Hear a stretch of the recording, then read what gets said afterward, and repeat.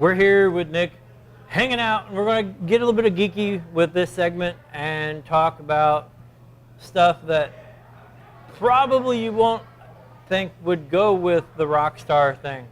How long, we talked before, how long have you been a big fan of like Star Wars? And I've been a fan of that since the beginning. I was, when the first Star Wars came out, kind of dating myself here, but I was 6 years old. So it's Star Wars is something I've grown up on, and my kids have grown up on. It's been really cool. It's been a big part of our lives, and so yeah, I'm a big fan of the new Star Wars movie.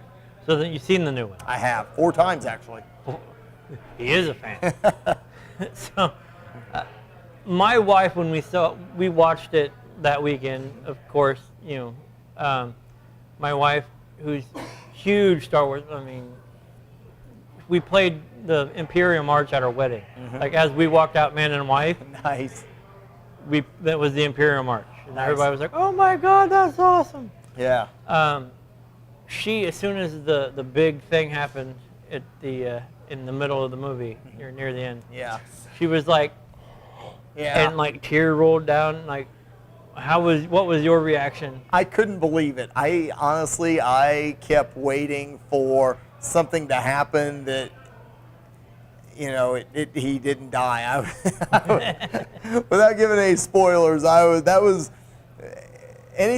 part of the movie that I didn't like. I wouldn't say didn't like it. I understood the reason for it, but I didn't like it. I mean, he was one of the, I did not want that guy to die. So yeah, that was. I kept thinking, okay, he can't be dead. There's got to be some way he comes back, some way that this can be spin that he's not really gone. But I don't think that's the case. I think he is gone. I think that was, and I see the reason for it, but I didn't like that part. Yeah, but given who he is, he's not going to get a cool Force ghost at the end. Yeah. You know, like everybody else gets. Yeah, he's not really with the Force. Well, I guess he is, though. I mean, you know, you think about it, he's not, the Force may or might not would have been with him like it was Luke Skywalker or Princess Leia or whatever, but, I mean, there's a reason, you know, we might as well say it. It's Han Solo dies, all right? I mean, we can't beat around this too much more. You should have seen the movie already. But there's a reason that they find the Millennium Falcon. Mm-hmm. There's a reason that he met Ben and Luke to begin with. There's a reason all this stuff comes together. Somehow he's connected with it somehow. There's a reason him and Chewbacca was in on all this, and everything went the way that it did. Mm-hmm. So, yeah, he might not be a Jedi, but the Force was definitely with him, and there's a reason all this stuff happens, and yeah, he was probably my favorite character. Well, yeah, he was like everybody's cool uncle. Yeah. I mean, like growing up, you're like, yeah, I like that guy. Yeah. He's a cool guy.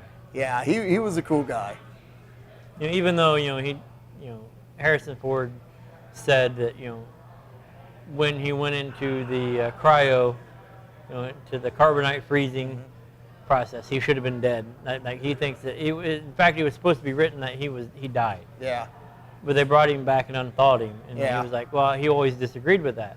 So do you think this is a little bit of him saying, this is overdue? Probably. I'm not in for 3 more movies. I'll do this one. Kill me off. Have it go out cool. And it was cool the way they did it. It kind of set up the guy that killed him to be hated for the next 3 movies, and made him a true dark side guy instead of somebody that was on the fence. And yeah, what they did was really cool how they did it. I just still didn't like it.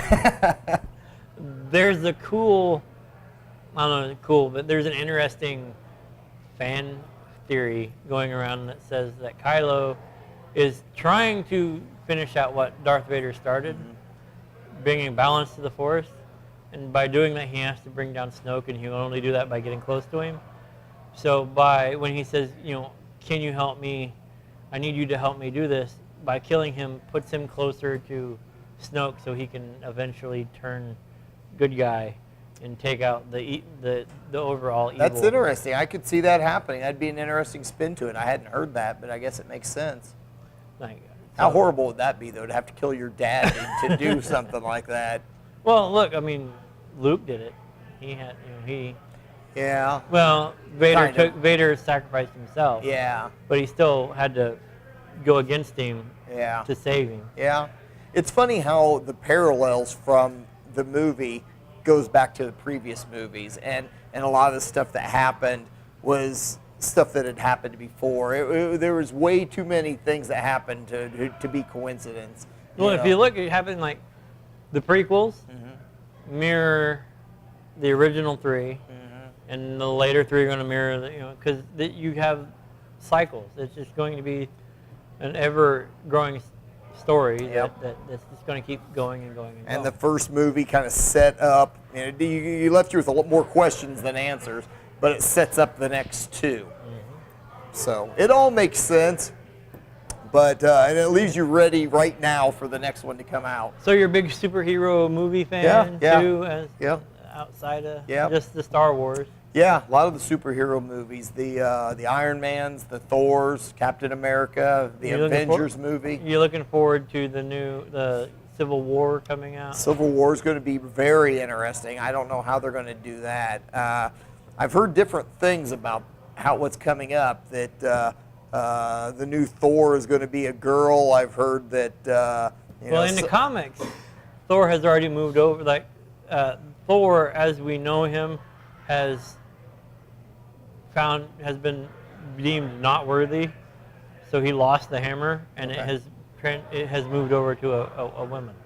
That's surprising how that happens. It'll be interesting to see what happens to get him to that point, because he seems like such a good guy. Same with the Iron Man and Captain America going against each other.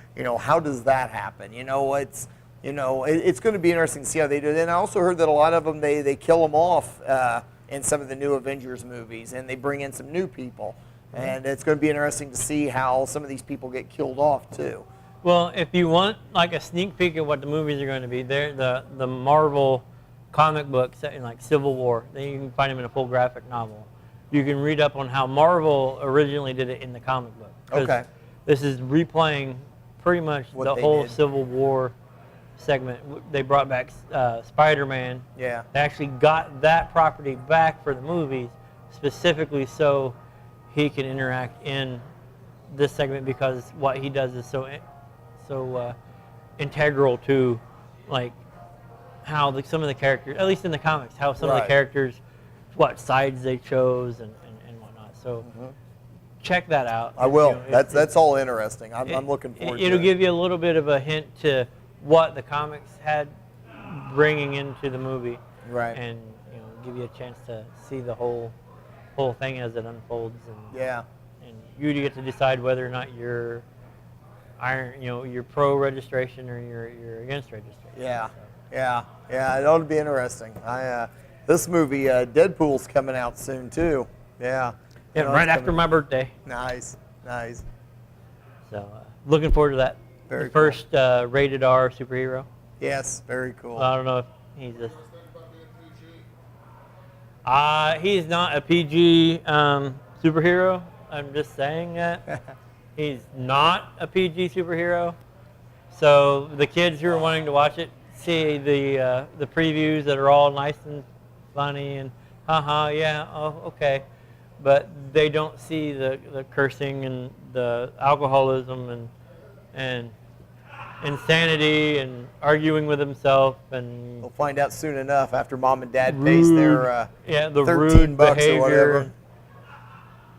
The kill everybody mentality. I just that he's one of my favorites. So very cool. It has to be rated R. NC-17 would do him awesome, but Actually, rated R is something I can handle. A lot of what NC-17 is a lot of times worse than rated R, isn't it? Well, yeah, that means it's like you have to be 17 or older. Like it's like R, NC-17, X.